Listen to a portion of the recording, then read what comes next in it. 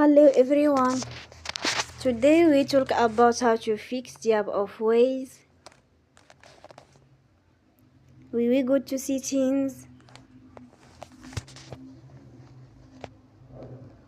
Then we click on apps. After that you will search the app Waze and you will click. Then you will on for stop. After that you will go to storage. Then we click on clear cache.